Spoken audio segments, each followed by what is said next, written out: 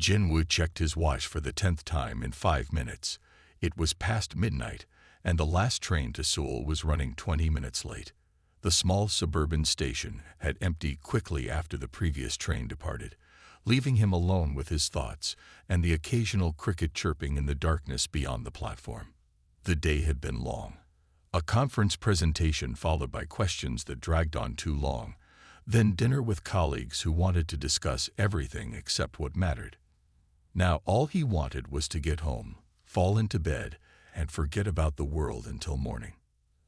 A streak of bluish light cut across the night sky, unusual enough that Jinwoo paused his pacing to watch. It wasn't like a shooting star. It moved too slowly, changed direction slightly, then vanished behind clouds. Strange, but he was too tired to give it much thought. The station's fluorescent lights buzzed overhead, casting harsh shadows across the concrete platform. Jinwoo leaned against a pillar and closed his eyes for a moment. When he opened them again, she was there. He hadn't heard her approach. One moment he was alone, and the next, a woman stood halfway down the platform, looking at the electronic schedule board with a tilted head. She was tall and slender, wearing a simple gray coat that seemed too light for the cool autumn night.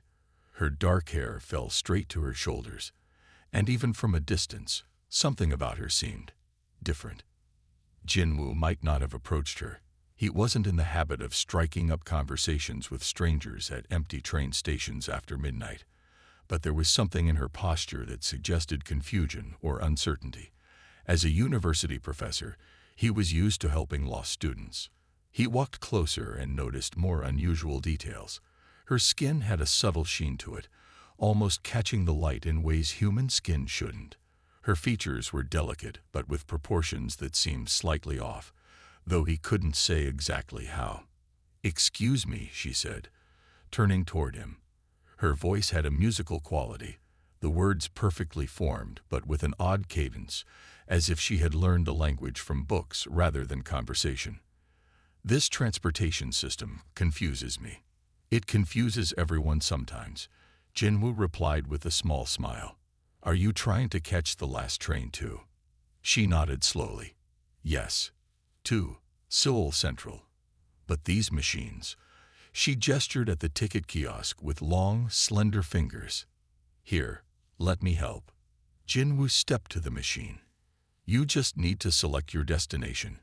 And, as he walked her through the process, he noticed she watched his hands with intense focus, as if memorizing every movement. When their fingers accidentally brushed as he handed her the ticket, he felt an unusual warmth that seemed to linger. "I am Neri," she said abruptly, as if remembering a social protocol. "Jinwoo. Park Jinwoo."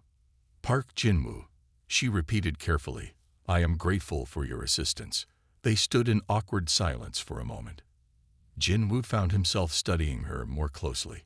Her eyes were dark, but in the harsh station lights, they seemed to reflect colors that weren't present in their surroundings.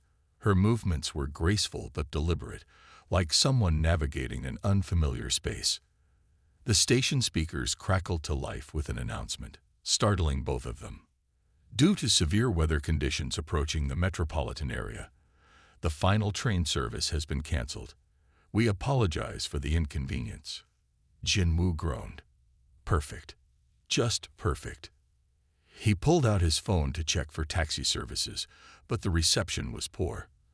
When he looked up, Neri was staring at the dark sky with an expression that might have been concern. "Do you have somewhere to go?" he asked. "A hotel nearby, or—" "I do not," she said simply. "I had expected to reach Seoul tonight.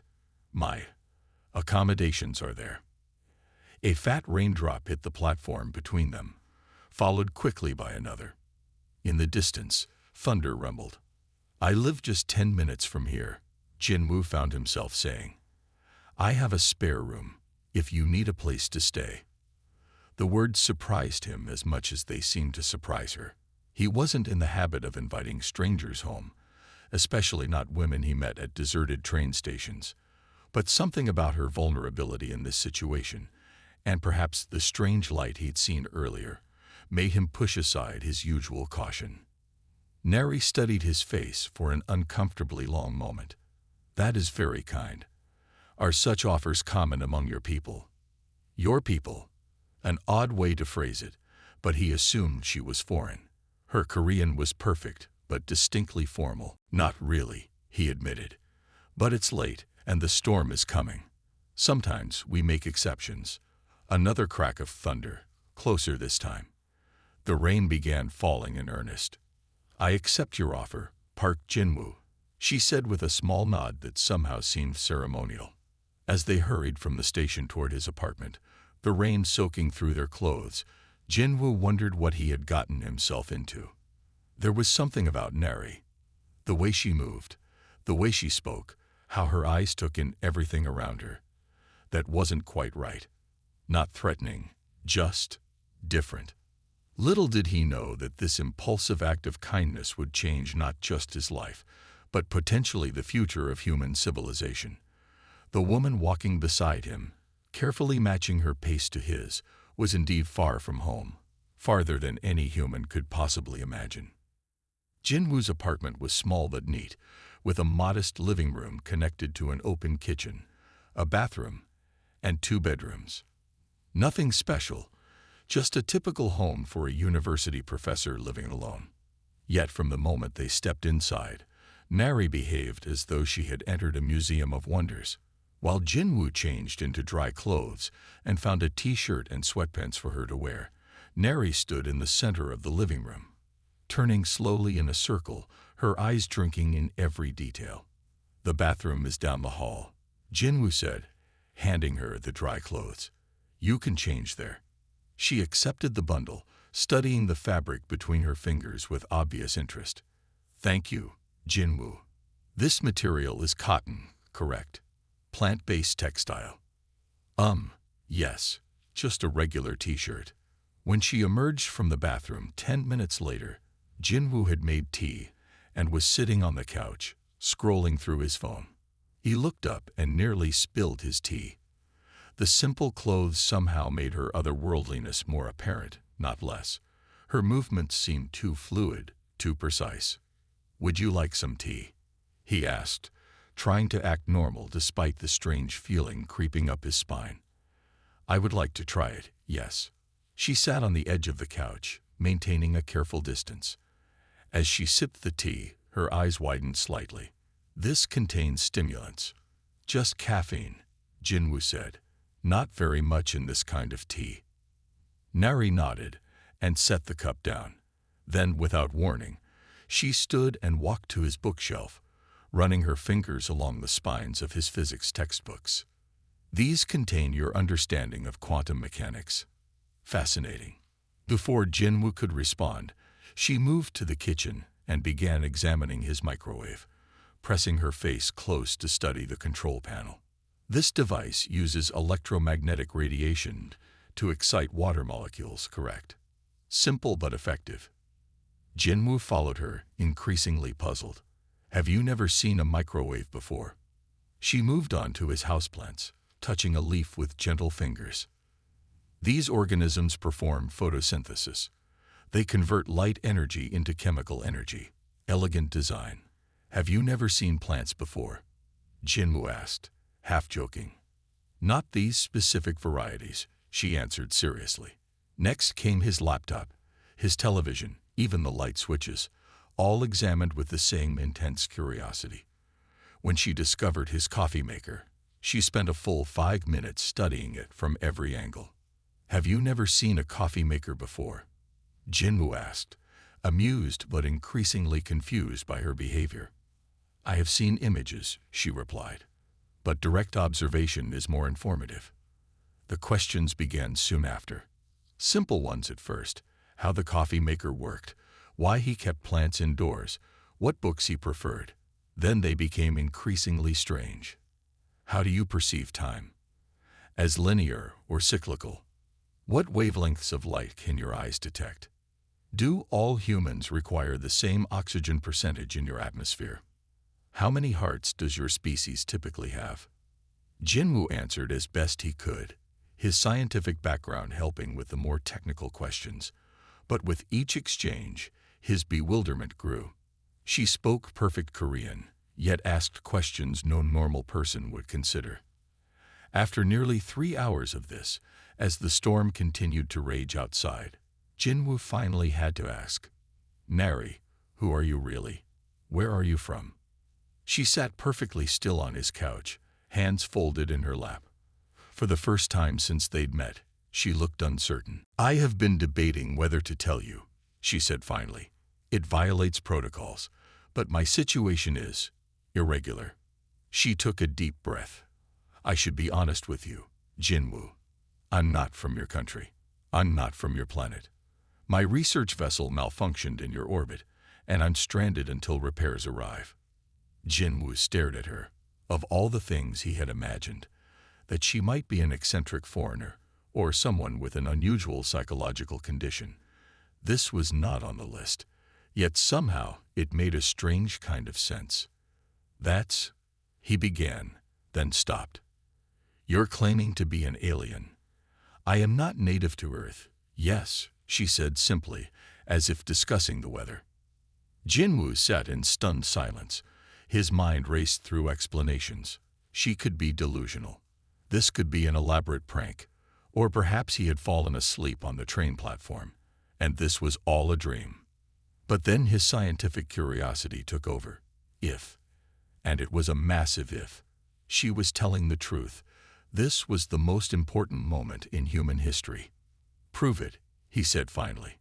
Nari's expression didn't change. She simply raised her right hand and touched her left wrist, pressing on what looked like a plain silver bracelet he hadn't noticed before. The air around her shimmered, like heat rising from hot pavement. Jinwoo blinked, unsure if his eyes were playing tricks on him. When his vision cleared, Nari was still sitting there, but she was different. Her skin now displayed subtle iridescent patches that caught the light and reflected it in rainbow hues. Her eyes, previously dark brown, now reflected light like opals, with colors shifting and changing as she moved. The proportions of her face seemed slightly different too, still humanoid, still beautiful, but undeniably not human. "As you can see," she said quietly, "I am not like you." Jinwoo couldn't speak. His mind struggled to process what he was seeing. After several long moments, he managed to whisper, "What are you?" The morning after Nari's revelation, Jinwoo woke to the smell of something burning. He rushed to the kitchen to find her staring with fascination at his toaster, where 2 slices of bread had turned black and begun to smoke. "I was attempting to prepare a traditional human breakfast," she explained, not looking particularly concerned about the smoke. "The heat transfer is difficult to calculate without proper instruments." Jinwoo opened windows to clear the air, then showed her how to make toast properly. As she watched him cook eggs, her opal eyes reflecting the morning sunlight in mesmerizing patterns, he was struck by the absurdity of the situation. He was teaching an alien how to make breakfast. "How long will you be here?" he asked as they ate. "The repair drone will take approximately 7 Earth days to reach me," Nari replied, examining the texture of her toast with scientific interest. "I hope my presence does not inconvenience you." Jinwoo called his department head and requested emergency personal leave, citing a family situation. Then he turned to Nari with a determined expression. "If you're only here for a week, we should make the most of it. I have questions, hundreds of them, but I also want to show you our world." Over the next days, they established a routine. Mornings were for questions, with Jinwoo learning about Nari's world and species. Afternoons were for experiences, with Jinwoo introducing her to aspects of human life. In his living room, they sat across from each other as Nari described her home planet, a world orbiting a red dwarf star, with higher gravity and a denser atmosphere than Earth. "Our bodies evolved for efficiency," she explained. "We require less food than humans but need more minerals. Your planet feels light to me, as if I might float away." "Is that why you move so?" "Precisely," Jinwoo asked. "Yes, I must constantly adjust to your gravity. It's like swimming in a less dense liquid than you're accustomed to." She described her civilization, a society that had solved energy production thousands of years ago and now focused on knowledge gathering and artistic creation. They had no concept of money or private ownership, which made Earth's economic systems bewildering to her. "Your literature is fascinating," Nari said on the third day, setting down Jinwoo's copy of Korean poetry. "We have similar concepts of beauty, though your species is more concerned with permanence." "What do you mean?" Jinwoo asked. "Your art tries to capture moments forever. Our art celebrates change and transition. We create works designed to evolve or dissolve over time." In the afternoons, Jinwoo became her guide to humanity.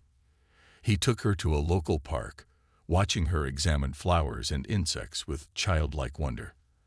At a small restaurant, he introduced her to various Korean dishes, explaining the ingredients and cultural significance of each.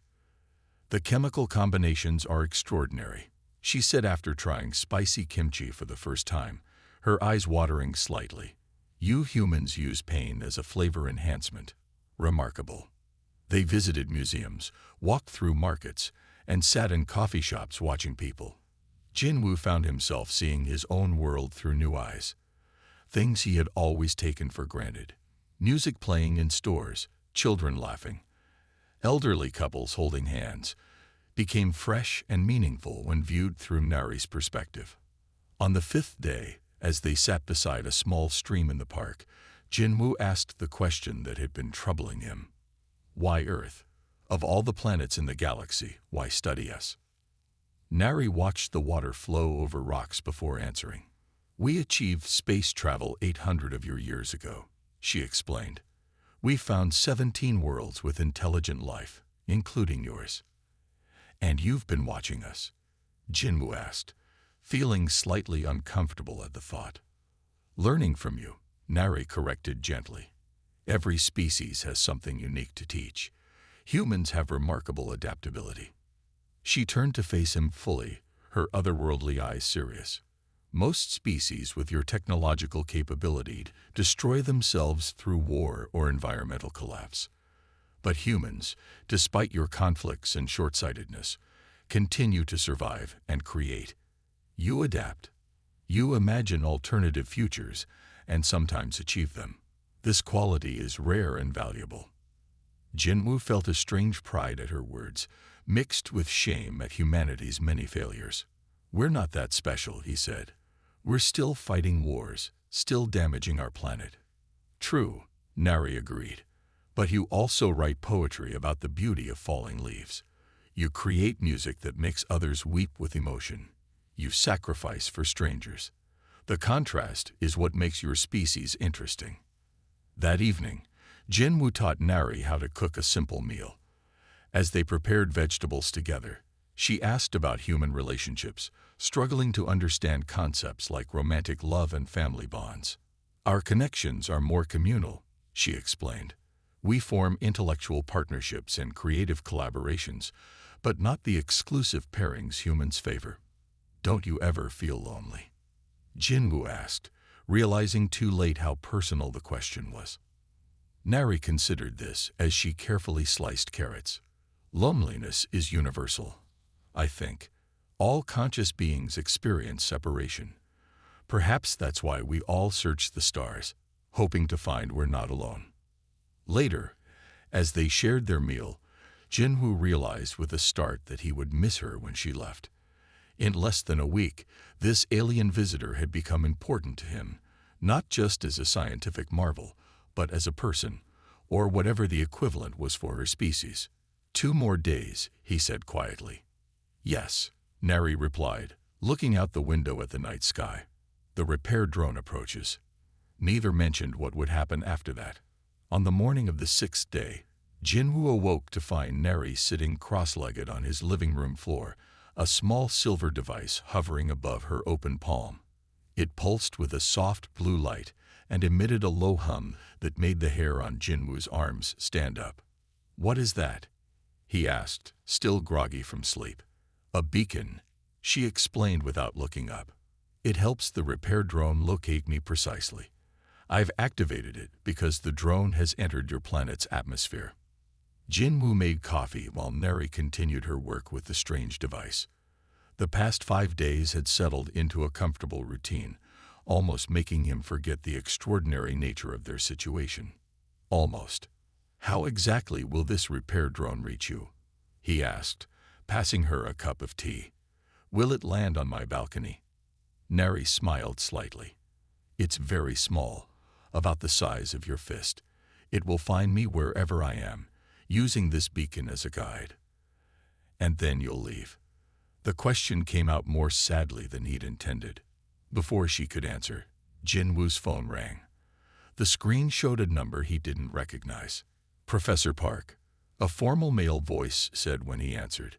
"This is Hunky from the National Intelligence Service." Jinwoo's blood ran cold.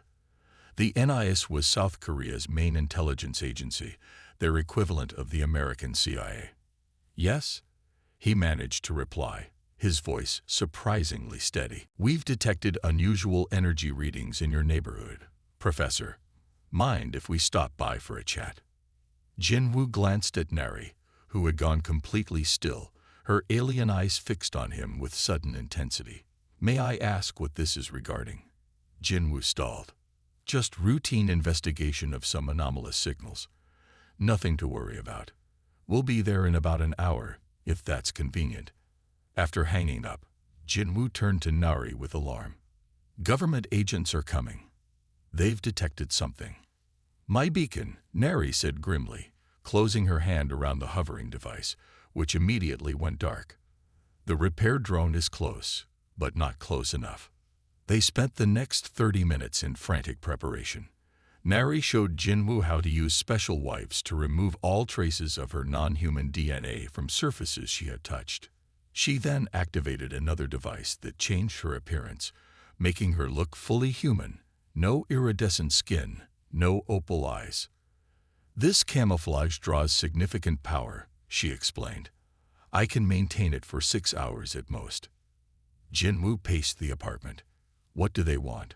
What do they know? "They've detected energy signatures that don't match your technology," Neri said calmly. "Standard procedure for monitoring unknown signals. Your government, like most on Earth, watches for unusual transmissions. They're likely just investigating, not certain of what they found." "And if they discover you?" Jinwoo asked, his mind racing through scenarios, each worse than the last. Neri didn't answer immediately. She looked out the window, where rain had begun to fall again. "We should prepare a cover story," she said finally. "I am a visiting researcher from Jeju University, staying with you while attending a conference in Seoul." Jinwoo nodded, trying to remember what he knew about Jeju University's physics department. "And the energy readings?" "We'll claim ignorance." An hour later, 2 men in dark suits arrived at Jinwoo's door. They introduced themselves as Agents Hunky and Doyun from the NIS Scientific Monitoring Division. Both were polite but watchful, their eyes taking in every detail of the apartment. "Professor Park," Hunky said after declining offers of tea, "we've detected unusual electromagnetic patterns originating from this building over the past few days. Would you have any explanation for that?"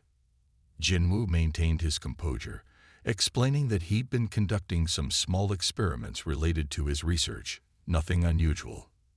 Nari, introduced as Dr. Kim from Jeju, smiled pleasantly and offered technical-sounding explanations that were just plausible enough to be believable. The agents seemed partially satisfied but requested permission to scan the apartment with handheld devices.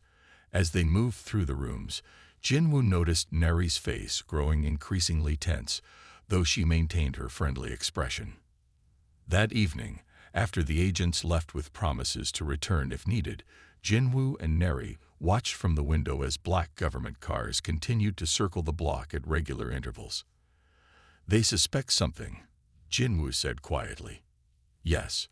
My equipment left traces they can detect, even inactive." Neri's camouflage had worn off, revealing once again her true appearance. In the fading light of sunset, her iridescent skin seemed to glow from within. "We don't initiate official contact until a species reaches certain developmental markers," she explained as they sat in the darkened apartment. Your world is close, but not ready. What are these markers? Jinwoo asked. Global cooperation on existential threats, sustainable relationship with your biosphere, reduced reliance on violence to settle disputes. She looked at him sadly. Earth has made progress, but you still have work to do. What happens if they discover you? Jinwoo asked, the question that had been haunting him all day. Nari's opal eyes reflected the distant lights of the city. Best case. Your governments would compete to obtain my technology, leading to increased international tensions. Worst case. Mass panic about alien invasion, religious crisis, market collapses. She turned to face him directly. My people have observed first contacts go wrong on other worlds. The psychological impact of knowing you're not alone, not special, can be devastating for species with strong religious or cultural identities. Jinwoo sat in silence, absorbing this. Outside, another black car drove slowly past his building. The repair drone will arrive tomorrow night, Nari said softly. But I believe your intelligence services will be watching closely by then. The final day arrived with a sense of inevitable tension. Jinwoo and Nari spent the morning planning her escape, while government surveillance grew more obvious outside the apartment building. Two agents now openly sat in a parked car across the street, while others periodically walked the perimeter of the building. They're increasing their presence, Jinwoo observed, peeking through his curtains. They must have detected something new. The repair drone is approaching, Nari confirmed. It emits a unique energy signature as it prepares for the final approach. She sat at his kitchen table, no longer bothering with her human disguise. Her true appearance had become familiar to Jinwoo over the past week. The subtle iridescence of her skin, her opal eyes that shifted colors with her emotions. He found himself studying her features, trying to memorize them, knowing these might be their final hours together.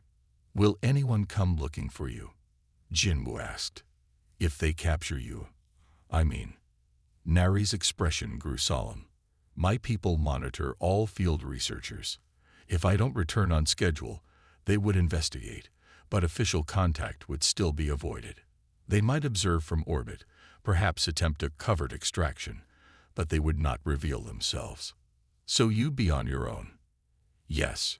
She looked at him with those strange, beautiful eyes. As would you, if they believed you helped me.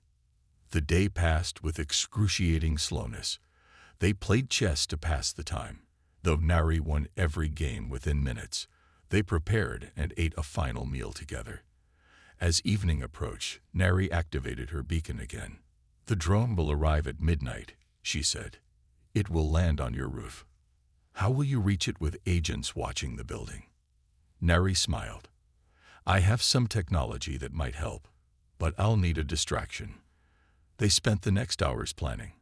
Jinwoo gathered supplies, his car keys, a flashlight, warm clothes for the cool night air. Nari showed him a small crystal, clear as glass, but with something moving within its depths, like captured starlight. If I make it back safely, she said, placing it in his hand, this will let you know when my people return to Earth. Return. Jinwoo looked up in surprise. Your world is approaching readiness for contact. The data I've gathered will accelerate that timeline. She closed his fingers around the crystal. Keep it safe. Night fell, bringing with it a light rain that misted the windows. Through the kitchen window, they watched more government agents arrive, speaking into radios and checking equipment. At 11:30, Nari gathered her few possessions, the beacon, a small data device, and what looked like a thin metallic cloth folded into a tiny square. It's time, she said simply. Jinwoo felt a sudden panic. A week ago, he had been an ordinary professor with an ordinary life. Now he was helping an alien evade government capture, and in half an hour she would be gone forever. Or perhaps not forever, if the crystal's promise held true. Just before midnight, they hugged awkwardly, neither quite familiar with the other's customs for farewell. Thank you, Nari said softly, for showing me your world. Thank you for showing me the universe is so much bigger than I imagined, Jinwoo replied. At exactly midnight, Nari's beacon pulsed 3 times and went dark. It's here, she whispered. Through Jinwoo's kitchen window, they could see agents approaching the building, moving with new urgency. Someone must have detected the drone's arrival. They know something's happening, Jinwoo said. They're coming inside. Nari unfolded the metallic cloth, which expanded into a shimmering cloak. This will help me reach the roof unseen. But I need time. Jinwoo took a deep breath, checking his pocket for his car keys. I'll give you 5 minutes. When you hear the commotion, go. He moved toward the door, but Nari caught his arm. Her touch was warmer than a human's, with a slight tingling sensation. Come with me, Nari said suddenly. I can take you to the stars. The offer hung in the air between them. For one wild moment, Jinwoo imagined it, leaving Earth behind, seeing distant worlds, learning secrets of the universe no human had ever known. Jinwoo looked around at his small apartment, thinking of all he would leave behind. His research, his few friends, his aging parents in Busan. But more than that, his connection to humanity itself, to the species that, for all its flaws, was his own. I can't, he said finally, but I can help you escape. Nari nodded, understanding in her alien eyes. Perhaps someday. Jinwoo slipped out of his apartment and descended to the parking garage. He could see agents posted at each entry point of the building. Taking a deep breath, he pressed the panic button on his car key. Immediately, his car alarm blared throughout the garage. He pressed it again and again, creating a cacophony that echoed off the concrete walls. Then he ran toward his car, shouting about thieves and break-ins. The agents reacted as expected, several rushing toward the garage while radioing for backup. In the confusion, Jinwoo saw from the corner of his eye a shimmer of movement near the stairwell. Nari, wearing her cloak, heading upward. 20 minutes later, after convincing the agents his alarm had malfunctioned, Jinwoo returned to his apartment. It felt empty already. On his balcony, he looked up at the night sky, just in time to see a brief flash of light among the stars, gone so quickly he might have imagined it. The government agents remained for 3 more days, questioning him repeatedly about his research and his visitor from Jeju University. Finding nothing conclusive, they eventually left him alone, though Jinwoo suspected his name remained on some monitoring list. Life slowly returned to normal. He resumed teaching, published a paper, visited his parents. But the crystal remained in his pocket always, a solid reminder that everything he thought he knew about the universe had changed. 3 months later, as Jinwoo prepared his morning coffee, he felt a sudden warmth against his leg. Reaching into his pocket, he pulled out the crystal to find it pulsing with soft blue light, exactly as Neri had promised.